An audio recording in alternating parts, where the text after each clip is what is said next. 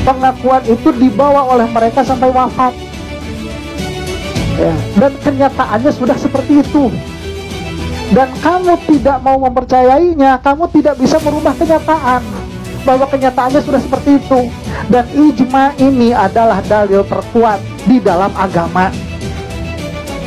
Pengakuan itu dibawa oleh mereka sampai wafat, ya. Dan kenyataannya sudah seperti itu. Dan kamu tidak mau mempercayainya, kamu tidak bisa merubah kenyataan bahwa kenyataannya sudah seperti itu. Dan ijma ini adalah dalil terkuat di dalam agama.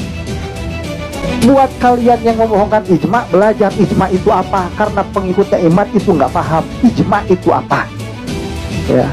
Kalau Assalamualaikum warahmatullahi wabarakatuh.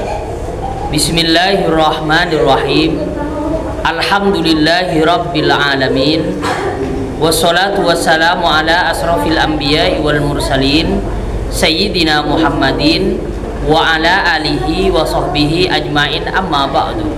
Saudara-saudaraku kaum muslimin muslimat yang dimuliakan oleh Allah Subhanahu wa ta'ala, harusnya berbicara tentang ilmu agama, yang berbicara itu memang orang-orang yang betul-betul memahami ajaran agama secara moderat, secara menyeluruh, sehingga apapun yang disampaikan ke publik itu sesuai dengan apa yang disampaikan Allah dalam muhkami tanzilihi, dalam Al-Qur'annya, sesuai dengan apa yang disampaikan oleh Nabi Muhammad SAW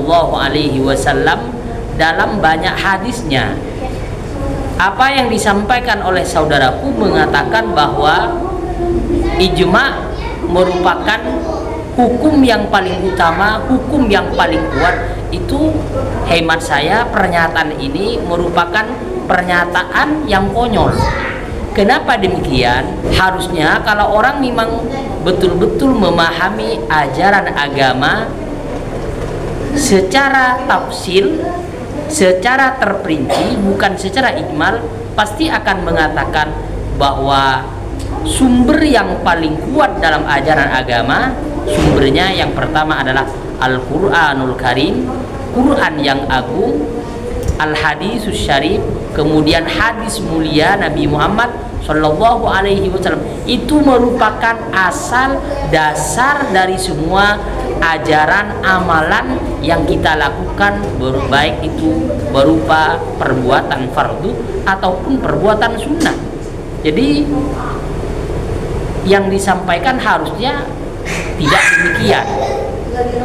Saudara-saudaraku kaum muslimin muslimat yang dimuliakan oleh Allah Subhanahu wa ta'ala, jadi yang benar itu dasar yang paling kuat adalah Al-Quran, baru hadis, baru ijma, juga qiyas. Jadi ijma itu menjadi dasar hukum ajaran agama bila disandarkan kepada Al-Quranul Karim sebagai sumber utama, baru disandarkan kepada hadis Nabi Muhammad SAW. Saya bacakan firman Allah dalam Al-Quran yang berbunyi, A'udzu billahi minasyaitonir rajim. Bismillahirrahmanirrahim. Fa in tanaza'tum fi syai'in farudduhu ila Allahi war Rasul. Dengan ayat ini sudah jelas bahwa ijma yang menjadi landasan hukum dalam ajaran agama, bila mana korelasinya, hubungannya yaitu dengan Al-Quranul Karim, juga hadis Nabi Muhammad SAW. Semoga apa yang saya sampaikan bermanfaat. Ihdinas siratal mustaqim, siratal anbiya'i wal mursalin. Assalamualaikum warahmatullahi wabarakatuh.